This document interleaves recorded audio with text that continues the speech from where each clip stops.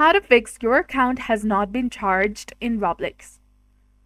Hey everyone, welcome back to our channel. So if you're saying your account has not been charged error in Roblox, here's how you can troubleshoot it.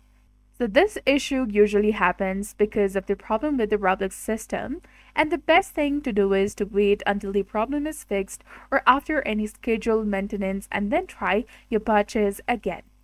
You can also try checking the Roblox status page.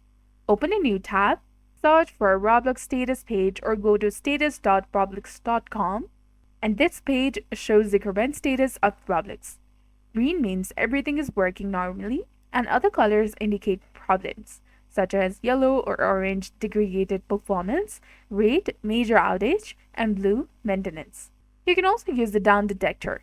Go to the search bar and type in down detector, hit enter in your keyboard, and this website tracks reports of the problems with the websites, and if you see a large spike in reports, it could indicate an issue with the Roblox.